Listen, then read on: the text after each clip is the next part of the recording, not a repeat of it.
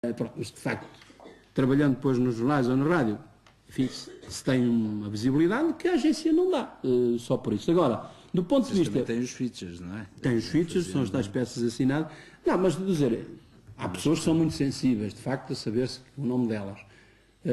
Quem não for muito sensível a isso, o trabalho é igualmente gratificante. Aliás, o trabalho em agência tem uma dupla gratificação, digamos assim, para compensar, que é, digamos, a primeira aprovação, digamos, interna, a primeira triagem, digamos, é levar ao chefe e ele achar que aquilo está bom, não é? E editarem, portanto, digamos, é o primeiro reconhecimento, porque se tiver, desculpem, vou usar o português vernáculo, ter uma cagada, tem de ser feito, não é? Portanto, há um primeiro reconhecimento, se quiserem, ao nível da estrutura, quer dizer, pá, isto está bom, sim senhor. E depois há um segundo reconhecimento, que é o aproveitamento que aquele trabalho tem. E, portanto, digamos, nenhum jornalista da agência é indiferente a que o trabalho que produziu ontem esteja hoje, de uma forma ou de outra, espelhado nos jornais ou nas rádios. Agora, a realização, do ponto de vista do que é a realização... e faltou-me dizer uma coisa, desculpem lá, que é a minha imagem de marketing, ainda bem que falaste nisso. Eu tenho aqui um conceito, não queria meter-vos nada na cabeça que vocês não devam pôr, mas eu tenho aqui um conceito que eu gosto muito de vender, desculpem lá, vocês compram se quiserem, e que tinha justamente a ver com esta realização e com o ser gratificante de fazer jornalismo. Eu disse-lhes há pouco, assim, en passant, que mesmo uma notícia simplória da formiga e da cigarra podia ser gratificante, e é verdade.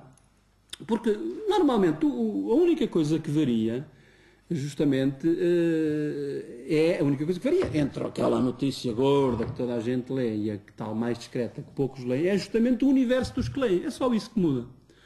Bom, há uma que tem méritos para ser lida a interessar a todos os leitores e há outra que não. Vai só para um segmento, sim. Portanto, uma é lida por 500 e outra é lida por 5 milhões.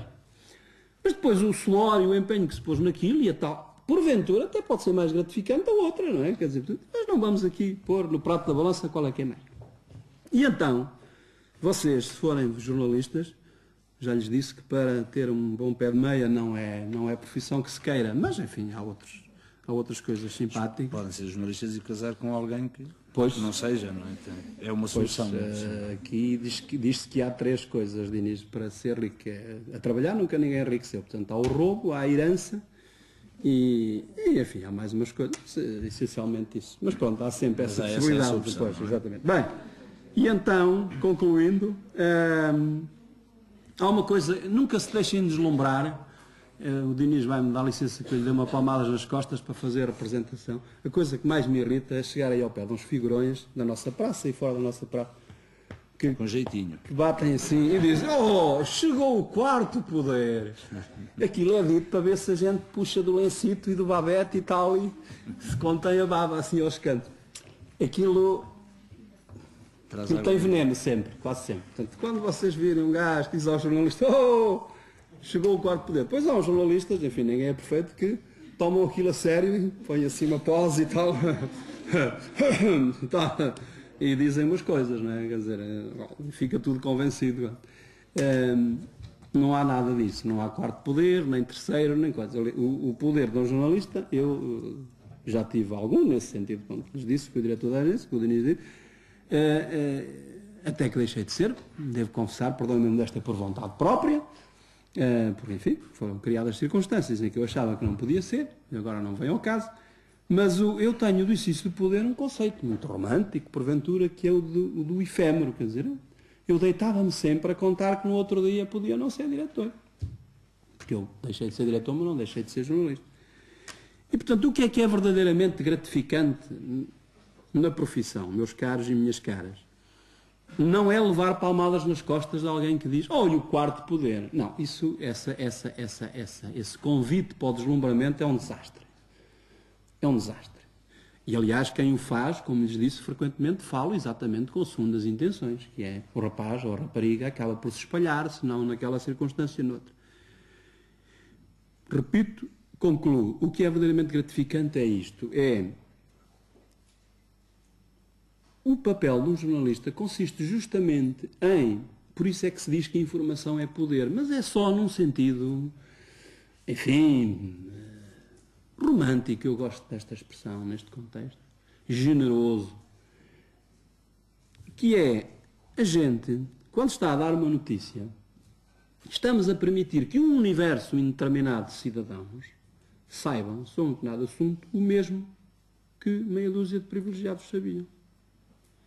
E o que o poder detesta, qualquer poder, em qualquer circunstância, por isso é que há os segredos, e por isso é que há uma tentativa de vincular os jornalistas aos segredos. Há dias tive uma discussão com uma colega minha da RDP, porque com o Bloco de Esquerda deu uma conferência de imprensa, e eu tive de levantar a boca, porque até o Bloco de Esquerda, permitam-me que diga assim, enfim, se compraz com o facto de quererem vincular os jornalistas ao segredo de justiça, os jornalistas não foram inventados para cultivar segredos. Eles foram inventados para desvendar segredos. E não me consta que alguma informação, por mais polémica que seja isso, levava-nos também a outros campos, há coisas que são mal feitas. Por exemplo, a inclusão do nome de Jorge Sampaio naquele processo da Casa Pia, com base numa carta anónima, é uma coisa, do ponto de vista ético, profissional, miserável, e é uma coisa perfeitamente sancionada pela lei. Mas eu tive uma pega com ela porque ela depois no fim veio-me dizer tal, não sei o quê, então querias que o jornalista ficasse à margem do segredo? Sim, queria e quero. Porque, enfim, eu hei de, só quando eu morrer, caralho, então aqui andar para não, justamente, quer dizer, não fujo a revelar um segredo. Porque o que é gratificante é isso,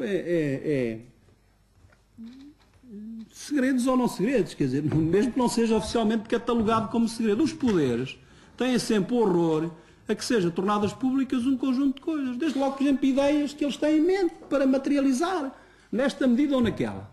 O efeito de antecipação, eu divulgar uma coisa que o poder está a preparar para aplicar como medida daqui a 3 dias, eu divulgá-la hoje, é meter ali uma flechazita naquela coisa. E o que é gratificante, perdoem-me este romantismo, é eu permitir então que os meus leitores, 50, 500, 5 mil, saibam sobre aquele assunto quase tanto como os senhores que detinham a informação. Isto é o que há de verdadeiramente nova e de gratificante no jornalismo. Tudo o resto são coisas muito circunstanciais e muito efêmeras e muito banais, que, como agora se diz, que morrem com a espuma dos dias. E juro que passei o recado todo. Alguém quer fazer mais alguma questão? Financiamento, digamos assim, de uma agência noticiosa, será semelhante a um órgão de comunicação social, com os anunciantes, a publicidade, ou é financiado através de subsídios públicos, etc.? Pois que não. Quer dizer, hoje com as tais novas tecnologias já se pode ir tendo uns banners nas páginas e não sei o quê, mas enfim, não. Vou falar do caso concreto. Não tem. Vou falar do caso concreto português e, no modo geral.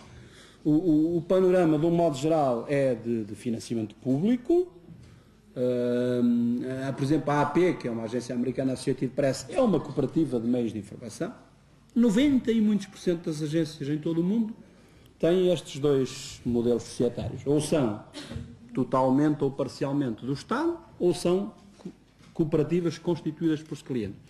Curiosamente, em Portugal, e de forma muito sucinta, passou-se, fazendo uma resenha dos últimos 20 anos, passou-se as duas coisas.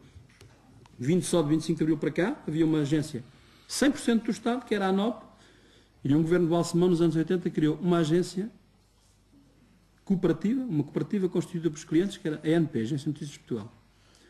Como era necessário dinheiro do Estado para as duas, em 87 foram fundidas e deram a Lusa, que foi, num primeiro momento, uma cooperativa de interesse público, chamada Regi Cooperativa, com 50% de capital, não se chama assim, a linguagem cooperativa, não é, Diniz? De 50% de cooperante de Estado, 50% cooperante, era a tal outra cooperativa NP. Mais tarde, o Estado decidiu fazer um aumento de capital, que o tal parceiro cooperativa não acompanhou, e constitui-se uma sociedade anónima. Portanto, uma sociedade anónima de capitais maioritariamente públicos. Uma questão do modelo societário. E ficou, entre 96 e 99, a Lusa, o Estado tinha 96% do capital, a cooperativa dos clientes, a tal Agência de Notícias de Portugal, tinha 4%.